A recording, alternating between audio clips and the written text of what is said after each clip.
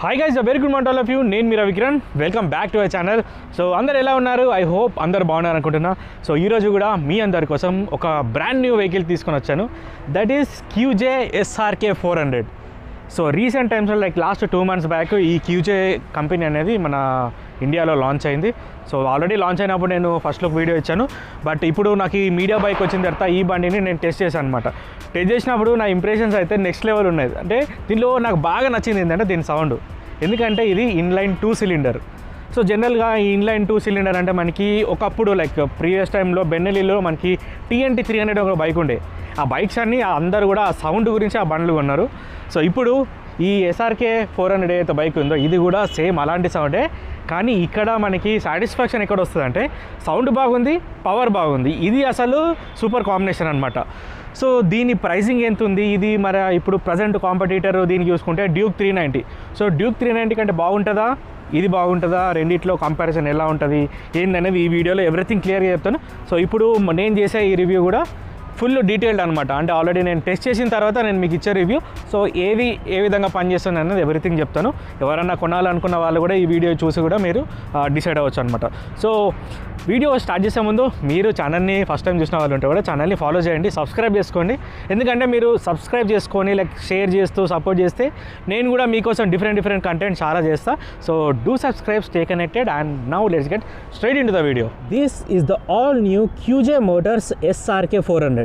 So bike చూడడానికి చాలా stealthy ఉంది. బేసిక్గా ఇది నేకెడ్ స్ట్రీట్ ఫైటర్ కేటగిరీ కింద వస్తుంది. కానీ ఈ బైక్ని ఇన్స్టెంట్ చూడగానే ఫస్ట్ మనకు కనపడేది ఏంటంటే ఈ 2 cylinders, ఈ ఇన్లైన్ 2 cylinder ఇంజన్. ఇంకా ఏంటంటే మనకి సైడ్ మౌంటెడ్ సస్పెన్షన్ అనమాట. సో అసలు ఈ బండిని ఒకసారి 360 లుక్ చూపిస్తాను, దాని తర్వాత నేను ఎవ్రీథింగ్ కూడా కవర్ అప్ చేస్తాను. సో ఫ్రంట్ నుంచి చూస్తే మాత్రం చాలా స్లీక్గా ఉంటుంది. ఈ హెడ్ ల్యాంప్స్ ఇవన్నీ కూడా. అండ్ మనము ఒకవేళ ఈ సైడ్ ప్రొఫైల్లో చూసుకుంటే ఈ విధంగా ఉంటుంది. So total naked street fighter looks ఉన్నాయి దీనికి. వెనకాల మీకు టైర్ హగ్గర్ కూడా దీనికి డిఫరెంట్ వచ్చింది. అంటే నార్మల్గా బైక్స్కి మనకి ఈ నంబర్ ప్లేట్ హోల్డర్ కానీ ఇండికేటర్స్ అన్నీ కూడా పైన మౌంటెడ్ ఉంటుంది, కానీ దీనికి ఈ విధంగా లేదనమాట. So this is like totally different. So ఇప్పుడు అసలు దీంట్లో ఉన్న ఇంజన్ ఏంటి అని చూసుకుంటే దీంట్లో ఉంది 2 cylinder ఇంజన్. ఇదే మనకి ఈ డ్యూక్ 390 తోటి కంపేర్ చేసుకుంటే డ్యూక్ 390 సింగిల్ సిలిండర్ తోటి వస్తుంది. ఇది 2 cylinder. సో 2 cylinders మనకి ఒకవేళ హై స్పీడ్ వెళ్తున్నా కూడా మనకి ఇంజన్ అనేది బాగా స్ట్రెస్ అనేది తీసుకోదన్నమాట. సో సింగిల్ సిలిండర్లో ఎంతైతే స్ట్రెస్ ఉంటుందో అది మనకు దీంట్లో ఉండదు. సో ఈ బండిలో మనం కొంచెం టాప్ స్పీడ్స్ కూడా చేయొచ్చు దీని మీద. సో ఇంజన్ కూడా అంత ఎఫెక్ట్ ఏం పడదు. ఒకవేళ మనం అదే ఇంజన్ ఫిగర్స్ గురించి మాట్లాడుకుంటే బేసిక్గా ఇది 400cc ఇన్లైన్ 2 cylinder ఇంజన్. మీకు పవర్ ఏమో మీకు 41 bhp పవర్ వస్తుంది, 37 Nm టార్క్ ఉంది. సో ఈ పవర్ బ్యాండ్ ఏదైతే ఉందో దిస్ ఈజ్ సూపర్ అనమాట. అంటే బండి రైడ్ చేస్తున్నప్పుడల్లా మీకు ఏదైతే మిడ్ రేంజ్ ఉంటుందో మిడ్ రేంజ్ అనేది చాలా స్ట్రాంగ్ ఉంది. బేసిక్గా మనకి ఈచ్ అండ్ ఎవ్రీ సిలిండర్లో 4 valves ఉంటాయి, 8 valves ఉంటుంది. అండ్ DOHC కాన్ఫిగరేషన్తో ఉంటుంది. సో DOHC ఉంది కాబట్టి మీకు మిడ్ రేంజ్ టు టాప్ ఏదైతే ఉంటుందో అది చాలా స్ట్రాంగ్ ఉంది. అంటే పుల్ కూడా మనకి నార్మల్గా ఏదన్నా కానీ ఒక 50 speed తోటి మనం ఇంకా యాక్సలేషన్ ఇస్తున్నాం అనుకోండి, ఏ గేర్లో మనం థ్రాటిల్ ఇచ్చినా కానీ ఆ పవర్ అనేది మీకు వస్తుంది అనమాట. అది స్పీడ్గా తీసుకెళ్ళిపోతుంది బైక్ని. అంటే మీకు టార్క్ ఏదైతే ఇన్స్టెంట్ పుల్ కానీ మీకు రైడ్ రివ్యూలో మీకు క్లియర్గా కనబడుతుంది. అది కూడా రైడ్ రివ్యూ కూడా మీకు చేసి చూపిస్తాను. సో నేను నడిపినంత బట్టికి అయితే నాకు ఆ పవర్ గురించి నాకు దీంట్లో ఎక్కడ కూడా లైక్ డిసాటిస్ఫాక్షన్ అనేది అనిపించలేదు. సో పవర్ వైజ్ నాకు ఇది చాలా నచ్చింది. సో ఇంజన్ అయితే సింపుల్గా ఈ విధంగా ఉంది. అండ్ ఇప్పుడు నెక్స్ట్ వచ్చేసరికి ఫ్రంట్ సెక్షన్. సో ఫ్రంట్ సెక్షన్లో మనకి హెడ్ ల్యాంప్ విషయం మాట్లాడితే సో దీనికి డ్యూయల్ LED ప్రొజెక్టర్స్ ఉన్నాయి. So head lamps night time చూడాలి, అయితే డే టైం చూసినప్పుడు అయితే ఏమీ ఏర్పడలేదు. So should be better. DRLs కూడా ఉన్నాయి. దీనికి కూలింగ్ సిస్టమ్ కూడా లిక్విడ్ కూలింగ్ సిస్టమ్ ఉంది. సో 2 cylinder ఇంజన్ కాబట్టి మీకు కొంచెం హీట్ అయితే ఉంటుంది. ఒకవేళ మీరు ఇలాంటి బండిని లైక్ చప్పలు వేసుకొని నడిపించారనుకోండి బండిని, మీకు హీట్ మాత్రం చాలా దారుణంగా ఉంటుంది. సో ఎవ్రీ టైం ఈ బండి రైడ్ చేస్తున్నప్పుడల్లా మీరు షూస్ అనేది తప్పకుండా వేసుకోండి. సో అది నా నుండి మీకు ఇచ్చే సజెషన్. సో హై స్పీడ్ వెళ్తున్నప్పుడు సో అంత హీట్ తెలియదు, బట్ సిటీలో లో స్పీడ్స్ వెళ్తున్నప్పుడు ఆ 2 cylinder హీట్ అనేది తెలుస్తుంది. అండ్ నెక్స్ట్ మనకి ఫ్రంట్ హెడ్ ల్యాంప్ విషయానికి వస్తే మనకి దీంట్లో LED ప్రొజెక్టర్స్ ఉన్నాయి 2, అండ్ LED DRLs ఉన్నాయి. ఇండికేటర్స్ కూడా టోటల్ LED ఇచ్చారు. So these are actually good, బాగానే ఉన్నాయి. And next front suspension. So ఈ బండిలో చూస్తే మీకు అప్ సైడ్ డౌన్ ఫోక్స్ ఉన్నాయి, USD సస్పెన్షన్. సో నేను ఈ బండిని రైడ్ చేస్తున్నప్పుడు ఫ్రంట్ సస్పెన్షన్ బాగా సాఫ్ట్ అని ఏం అనిపించలేదు, కానీ రియర్ సెక్షన్ది సాఫ్ట్ అనిపించింది. సో మీకు ఏదైతే మీకు సైడ్ మౌంటెడ్ సస్పెన్షన్ ఉందో సో ఇక్కడ రైడ్ చేస్తున్నప్పుడు వెనకాల అనేది సాఫ్ట్ ఎక్కువ అనిపించింది, ఫ్రంట్ అంత అనిపించలేదు. సో ఇక్కడ మనకి హై స్పీడ్ వెళ్తున్నప్పుడు మనము దీంట్లో చేసుకోవాల్సిన పని ఏంటంటే మీ వెయిట్కి తగ్గట్టు ఈ సెట్టింగ్ అనేది చేంజ్ చేసుకోండి. అంటే సాఫ్ట్ కానీ హార్డ్ కానీ మీరు ఇక్కడ సెట్ చేసుకుంటే మీకు అప్పుడు ఇక పర్ఫెక్ట్ ఉంటుంది.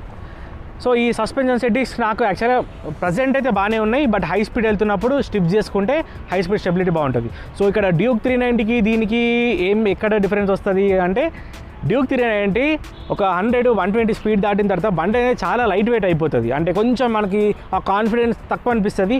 ఈ బైక్ ఉంది కదా, ఈ బండి కొంచెం స్టేబుల్ ఉంటుంది, బికాస్ దీని వెయిట్ కూడా ఎక్కువ. దీని వెయిట్ కూడా ఆల్మోస్ట్ లైక్ 181 kgs వరకు దీని వెయిట్ ఉంది.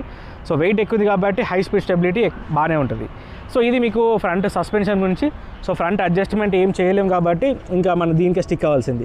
దీని తర్వాత బ్రేక్స్. సో బ్రేక్స్ చూసుకుంటే మనకి ఫ్రంట్ డ్యూయల్ డిస్క్ వస్తుంది దీంట్లో. ఇది కూడా డ్యూక్ 390 కంటే డిఫరెన్స్ ఉంది. సో ఇక్కడ డ్యూయల్ డిస్క్ వస్తుంది, క్యాలిపర్స్ కూడా వీళ్ళ నుంచే ఉంది. సో ఇక్కడ ఈ బ్రేక్స్ ఏవైతే ఉన్నాయో బయట మనం మాట్లాడుకుంటే బ్రేకింగ్ ఫీడ్బ్యాక్ బాగానే ఉంది, కానీ మనం ఒకసారి ఇట్లా బ్రేక్ ప్రెస్ చేస్తాం కదా, ప్రెస్ చేసినప్పుడు అంత ఈజీగా పడదు, అంటే కొంచెం హార్డ్గా ప్రెస్ చేయాలి. సో ఆ బయట ఏదైతే ఉంటుందో ఆ బయట మనము కొంచెం హార్డ్గా ప్రెస్ చేస్తే అప్పుడు ఆగిపోతుంది బండి. సో నార్మల్గా మనం వేరే బైక్లో బైబ్రీ క్యాలిపర్ చూస్తే కొంచెం ట్యాప్ చేసినా కానీ స్లో అయిపోతుంది కదా, ఆ విధంగా అయితే బ్రేకింగ్ సిస్టమ్ అయితే లేదు. అండ్ ఇక్కడ మీరు ఈ లీవర్ అడ్జస్ట్మెంట్స్ ఉన్నాయి కదా, ఈ 4 లెవెల్ అడ్జస్ట్మెంట్ ఉంది. సో నేనైతే 4 సెట్టింగ్లో పెట్టుకున్నా నా రైడింగ్ స్టైల్కి. సో 4 పెట్టుకుంటే మాత్రం ఓకే అని అనిపించింది, బట్ బ్రేక్స్ అయితే కొంచెం హార్డ్గా ప్రెస్ చేయాలి. సో ఇది మీకు ఫ్రంట్ బ్రేకింగ్ గురించి. అండ్ టైర్స్ గురించి మాట్లాడితే ట్యూబ్లెస్ టైర్స్ ఉన్నాయి, టైర్ గ్రిప్ కూడా బాగానే ఉంది. ఇది మ్యాక్సిస్ నుంచి టైర్స్ వస్తున్నాయి, 110/70 17-inch వీల్స్ ఉన్నాయి. అండ్ దీని తర్వాత నెక్స్ట్ వచ్చేసరికి ground clearance. So ground clearance 150 mm ground clearance ఉంది. సో ఇక్కడ ప్రాబ్లం అయితే గ్రౌండ్ క్లియరెన్స్ తోటి వస్తుంది. స్పీడ్ బ్రేకర్స్ దగ్గరికి వెళ్ళినప్పుడు ఒకవేళ ఫాస్ట్ ఉన్నారనుకోండి, ఆబ్వియస్లీ మీకు కింద తగిలే ఛాన్స్ ఉంటుంది. నేను కార్నరింగ్ చేసినప్పుడు కూడా నాకు ఈ ఎగ్జాస్ట్ అనేది కింద తగిలిందనమాట. సో అంతవరకు లీనింగ్ అవుతుంది. అండ్ బండి రైడ్ చేసినప్పుడు కూడా సస్పెన్షన్ ఇటు సైడ్ ఉంది కాబట్టి కొంచెం మీకు right side leaning little bit ఎక్కువ అనిపించింది. నేను రైడ్ చేస్తున్నప్పుడు నాకు ఆ ఫీలింగ్ ఉండింది. సో ఇది మీకు గ్రౌండ్ క్లియరెన్స్. ఒకవేళ స్పీడ్ బ్రేకర్స్ అలాంటివి ఏమైనా ఉన్నప్పుడు కొంచెం లిటిల్ బిట్ స్లోగా చూసుకొని అయితే రైడ్ చేయండి. అండ్ సస్పెన్షన్ ఆల్రెడీ చెప్పాను, రియర్ది సాఫ్ట్ ఉంది. సో మీరు స్టిఫ్నెస్ కావాలనుకుంటే ఈ అడ్జస్ట్మెంట్ ద్వారా చేసుకోవచ్చు. దీని తర్వాత రియర్ బ్రేక్స్. సో రియర్ మీకు సింగిల్ పిస్టన్ క్యాలిపర్ ఉంది, ఇది పెద్దది ఉంది, కానీ బ్రేకింగ్ రియర్ది కూడా బాగుంది. సో మీరు కాంబినేషన్లో వాడితే మాత్రం బెటర్ ఉంది. సో నేను చెప్పినట్టు బ్రేక్స్ మీరు కొంచెం హార్డ్గా ప్రెస్ చేయండి, ఆ వర్క్ అయితే జరుగుతుంది. రియర్ సెక్షన్లోనే మీకు 150/60 17-inch వీల్స్ ఉన్నాయి. సో ఈ టైర్స్ అనేది బాగున్నాయి, మ్యాక్సిస్ టైర్స్. అంటే నీకు గ్రిప్ లూజ్ అవుతుంది అని ఏమనిపించలేదు. ఇంత స్పీడ్గా వెళ్ళినా కానీ ఆ బ్రేక్స్ వేసినప్పుడు టైర్ అనేది మనకి ఆపుతుంది అనమాట. So tyres wise no problem at all. And ఇప్పుడు రియర్ సెక్షన్లో చూస్తే టెయిల్. సో టెయిల్ పీస్లో ఇది మనకి LED light, rear tail light and indicators, hugger ఇవన్నీ కూడా మొత్తం కింద వచ్చింది. సో ఇది సింగిల్ సైడెడ్ది. సో ఈ విధంగా ఉంటుంది.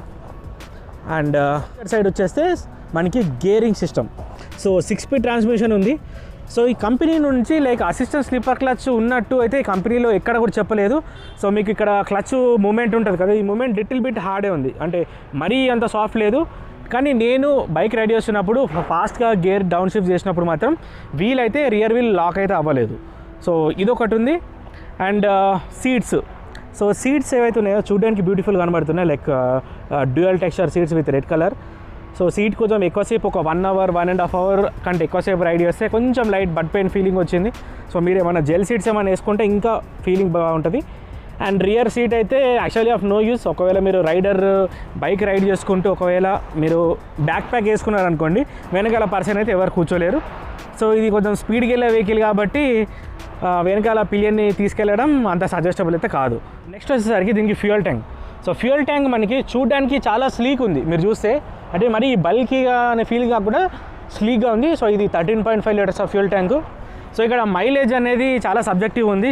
ఎట్లా అంటే బండి రైడ్ చేసిన కండిషన్స్ బట్టి. సో ఆన్ అండ్ యావరేజ్ అయితే ఇది బండి 400cc కాబట్టి 20 to 25 మధ్యలో రావాలి.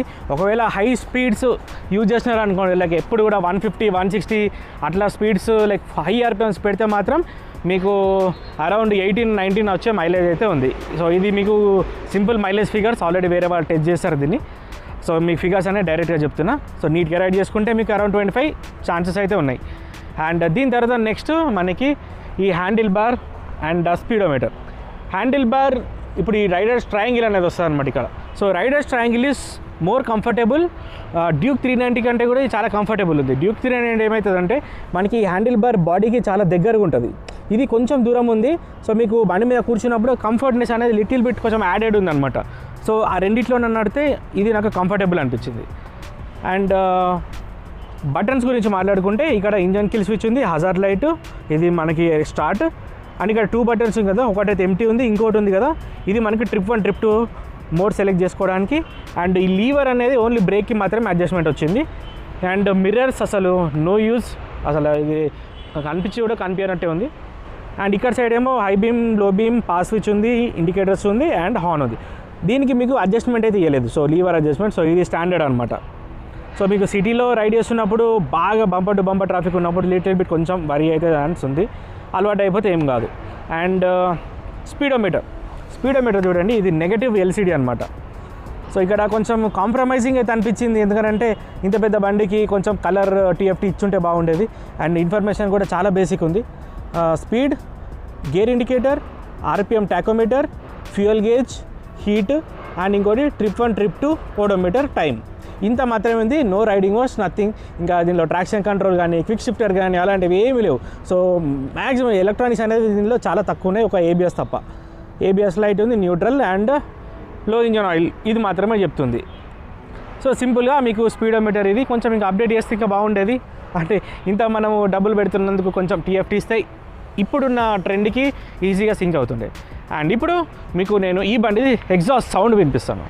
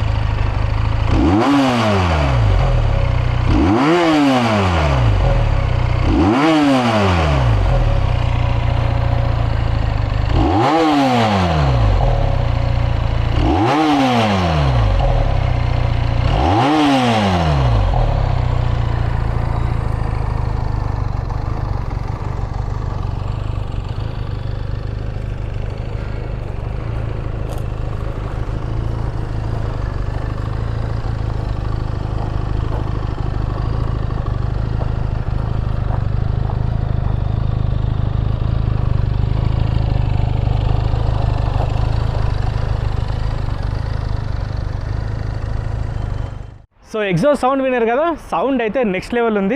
బండి రైడ్ చేస్తున్నప్పుడు ఆ ఎగ్జైట్మెంట్ అయితే చాలా బాగుంది. అంటే హై ఆర్పిఎమ్స్ వెళ్తుంటాం కదా, హై ఆర్పిఎమ్స్ వెళ్ళినప్పుడు సౌండ్ అయితే సో స్వీట్ అనమాట. ఒకవేళ ఎగ్జాస్ట్ ఇంకేమైనా ఉంటే మాత్రం నెక్స్ట్ లెవెల్ ఉంటుండే. బికాజ్ ఇంతకుముందు బెనెలీలో TNT 300 ఉండే కదా, అప్పుడు కంపెనీ వాళ్ళు అది సేల్ చేసిన టైంలో IXL ఎగ్జాస్ట్ తోటి మేము సౌండ్ విన్నాము. It was really amazing. ఒక 2 cylinder engine, like inline 2 cylinder ఈ సీసీ కేటగిరీలో సౌండ్ ఇంత బెటర్గా అవుట్పుట్ తీస్తుంది అంటే దట్ ఈస్ రియలీ క్రేజీ.